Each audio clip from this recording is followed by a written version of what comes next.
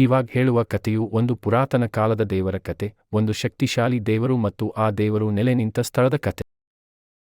ಬೆಂಗಳೂರು ಹೊರವಲಯದ ಹಸಿರಾದ ನಡುಗಟ್ಟಿನಲ್ಲಿ ಒಂದು ಪುಟ್ಟ ಹಳ್ಳಿ, ಎಲೆಕೊಡಿಗೆಹಳ್ಳಿ. ಹಸಿರು ಹೊಲಗಳು, ದಟ್ಟ ಅರಣ್ಯಗಳು, ಹಳ್ಳಿಯ ಮಧ್ಯೆ ಹರಿಯುವ ಚಿಕ್ಕ ಕೆರೆ. ಹಳ್ಳಿ ಶಾಂತವಾಗಿದ್ದರೂ ಒಂದು ಕಾಲದಲ್ಲಿ ಆ ಆಚೆಯಲ್ಲಿ ಒಂದು ದೊಡ್ಡ ಕೆರೆ ಇತ್ತು. ಅಲ್ಲಿ ಯಾವಾಗಲೂ ನೀರು ಕೊಡಿ ಬಿಡುತ್ತಿತ್ತು. ಎಷ್ಟೇ ಪ್ರಯತ್ನ ಮಾಡಿದರೂ ಕೊಡಿ ನಿಲ್ಲುತ್ತಿರಲಿಲ್ಲ. ಜನರು ಕಲ್ಲು, ಮಣ್ಣು ಹಾಕಿದರು, ಎಲ್ಲ ಪ್ರಯತ್ನ ಮಾಡಿದರು, ಆದರೆ ನೀರು ನಿಲ್ಲಲಿಲ್ಲ. ಹಳ್ಳಿಯ ಜನರಲ್ಲಿ ಭಯ, ಆತಂಕ, ದುಃಖ ಹೆಚ್ಚಾಯಿತು.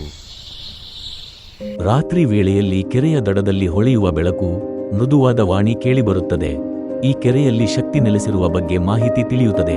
ಜನರು ಭಯದಿಂದ ಮೌನವಾಗುತ್ತಾರೆ.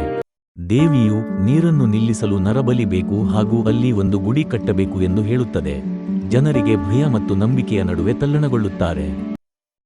ಬೆಳಗಿನ ಹೊತ್ತಿನಲ್ಲಿ ಗ್ರಾಮಸ್ಥರು ಕೆರೆಯ ದಡದಲ್ಲಿ ಬಲಿ ನೀಡುತ್ತಾರೆ. ಪೂಜಾರಿ ಮಂತ್ರೋಚ್ಚಾರಣೆ ಮಾಡುತ್ತಾನೆ. ನಂತರ ಒಂದು ಸಣ್ಣ ಗುಡಿ ನಿರ್ಮಾಣವಾಗುತ್ತದೆ. ಕೆರೆಯ ನೀರು ನಿಧಾನವಾಗಿ ನಿಲ್ಲುತ್ತದೆ. ಜನರು ಆಶ್ಚರ್ಯದಿಂದ ನೋಡುತ್ತಾರೆ.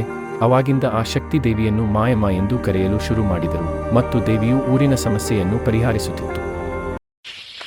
ಒಂದು ದಿನ ಹಿರಿಯ ರೈತರು ಕಬ್ಬನ್ನು ಎತ್ತಿನ ಗಾಡಿಗೆ ತುಂಬಿಕೊಂಡು ಆ ಕೆರೆಯ ದಾರಿಯಲ್ಲಿ ಸಾಗುತ್ತಾರೆ. ಎತ್ತಿನ ಗಾಡಿಯು ಮಣ್ಣಿನಲ್ಲಿ ಮುಳುಗುತ್ತವೆ. ಗಾಡಿ ಒಂದು ಹೆಜ್ಜೆಯೂ ಮುಂದೆ ಹೋಗುವುದಿಲ್ಲ. ಜನರು ಒಟ್ಟಾಗಿ ಎಳೆಯುತ್ತಾರೆ, ಆದರೆ ಪ್ರಯೋಜನವಿಲ್ಲ. 3 ದಿನದವರೆಗೆ ಜನರು ಪ್ರಯತ್ನಪಟ್ಟರು, ಆದರೆ ಗಾಡಿ ಒಂದು ಹೆಜ್ಜೆಯೂ ಮುಂದೆ ಸಾಗಲಿಲ್ಲ. ಹಿರಿಯ ಪೂಜಾರಿ ಹೇಳುತ್ತಾನೆ, ಇಲ್ಲಿ ಒಂದು ಶಕ್ತಿ ಅಡಗಿದೆ. ಪ್ರತಿ ಹೆಜ್ಜೆಗೂ ಒಂದೊಂದು ಮೇಕೆಯ ಬಲಿ ಕೊಡಿ, ಆಗ ನಿಮ್ಮ ಗಾಡಿ ಹೊರಬರುತ್ತದೆ. ಜನರು ಭಯದಿಂದಲೂ ನಂಬಿಕೆಯಿಂದಲೂ ಸಿದ್ಧರಾಗುತ್ತಾರೆ. ಜನರು ಬಲಿಗಳನ್ನು ಕೊಡುತ್ತಿದ್ದಂತೆ ಗಾಡಿ ನಿಧಾನವಾಗಿ ಹೊರಬರುತ್ತದೆ. ಜನರು ಸಂತೋಷದಿಂದ ದೇವಿಯ ಹೆಸರು ಜಪಿಸುತ್ತಾರೆ. ಕೆರೆಯ ಹತ್ತಿರ ಪ್ರಕಾಶಮಾನ ಬೆಳಕು ಕಾಣಿಸುತ್ತದೆ. ಜನರು ಅದನ್ನು ದೇವಿಯ ರೂಪವೆಂದು ಪೂಜಿಸುತ್ತಾರೆ. ಆ ದಿನದಿಂದ ಮಾಯಮ್ಮ ದೇವಿಯನ್ನು ಮನೆದೇವಿಯಾಗಿ ಪೂಜಿಸಲು ಪ್ರಾರಂಭಿಸಿದರು.